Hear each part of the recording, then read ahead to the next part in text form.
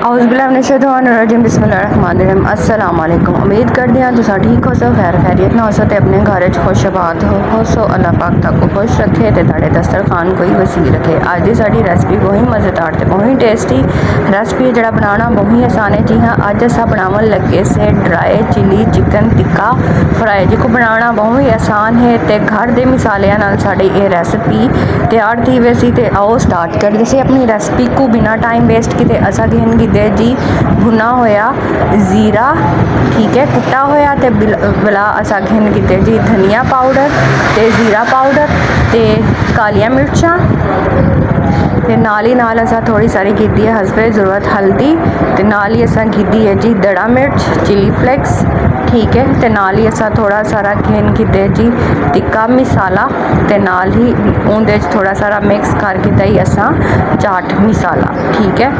तो नाल ही असा थोड़ा सारा कीते नमक, क्योंकि असा अपने चिकन को ही पहले जड़ा धोवन तो पहले असा पहले को धो कीते ते वाला इन्हां को असा मसाले को अच्छे तरीके वाल मिक्स करके एक जान कर गिंजू तो अपने चिकन को असा तकरीबन 10-15 मिनट किते सिरका नमक ते पानी ला के रख छोड़ाई, ठीक है। तो वाला 10-15 मिनट बाद असा उको धो के ते वाला उको इस्तेमाल करे सो, ठीक है। बेशक तुसा उको धो ही ना, बस पानी जड़ा उनका खून वाला निकल सी उको पानी को सट के वाला तुसा थोड़ा सारा जड़ा ना तकरीबन 1 कप दे करीब उनदे पानी सटने, ठीक है।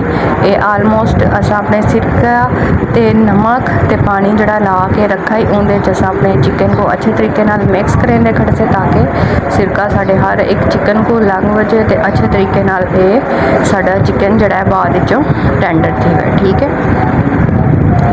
तो जितना भी एक्स्ट्रा खून है वो इंदे निकल वैसे, ठीक है। तो नाल हुण असा अपनी घेन गिनसू जी एक देगड़ी एक 15-20 मिनट देगड़ी गिनसू तो वाला ये जड़ा पानी है असा वीट छुड़ेसू इकू धोवन के बगैर ही असा इस्तेमाल करेसू, क्योंकि पहले असा अपना चिकन को धो किता ही तो थोड़ा थोड़ा खट्टापन तो जड़ा सिर नमक है वो साढ़े चिकन मौजूद रहा, ठीक है। ये पानी असा वीट के तकरीबन 1 कप इंदे वाला असा पानी सटेसू तो वह पानी तो कढ़ाई अपने साढ़े खिंचू, ठीक है। एक हुण ई पोजीशन उत्ते आके 200 कहना, ठीक है।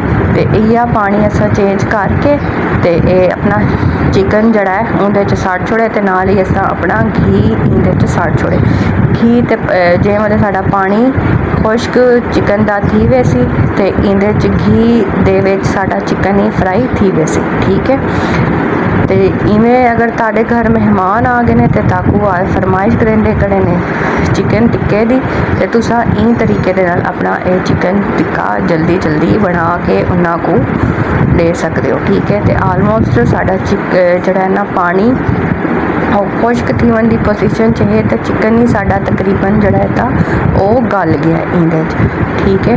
तो हुण जे वाले साडा चिकन इन गल वैसी तो घी बच वैसी तो उहदे साड़ियाँ थी वैसन बोटियाँ फ्राई तो उन्होंने कलर नाल फ्राई तो आलमोस्ट थी वैसी चेंज। ये देखो हुण आलमोस्ट पानी साडा खुश्क थी वाला थी गए तो जे वाले खुश्क थी सी तो बोटियाँ घी जे वाले फ्राई थी सन तो कलर अपना चेंज कर छुड़े सन। अगर तुसा मेरे चैनल पर नए है तो मेरे चैनल को तुसा जरूर सबसक्राइब करना है, फ्रेंड्स एंड फैमिली के नाल ही तुसा जरूर शेयर करना है। तो आलमोस्ट ये देखो साढ़े बच गया हुण पानी विचों घी तो इहदे साडा चिकन थी ना खरे फ्राई तो, ठीक है। जे वाले घी बच वैसी तो वाला उहदे असा अदरक तो थूम बरीक बरीक कटिया होया तो नाल ये असा सट छोड़े जी ये मिर्चां जितना एक्स्ट्रा घी है वो असा कट छोड़े तो वाला हुण थोड़ा सारा इहदे असा पानी सटे तो पानी सटन तो बाद इहदे जड़ा असा वह मसाला बनाई खड़े से वो असा इहदे सट के इको अच्छे तरीके नाल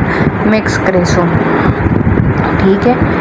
इहदे मिक्स करेसू तो मिक्स थीवन तो बाद ये देखो माशाल्लाह साडा ये dry chilli chicken fry tikka ठीक है तैयार। एक तुसा नान दे नाल खाओ या उवें खाओ जिवें ताकू चस लगदी है उवें तुसा खाओ। इंशाल्लाह तुसा बने सो ताकू उम्मीद है मेरे को कि ताकू ये रेसिपी मेरी बहुत पसंद आई तो मेरी रेसिपी को लाइक शेयर सब्सक्राइब मेरे चैनल को ज़रूर करना। मिलते हैं एक अगली वीडियो। अल्लाह हाफिज़।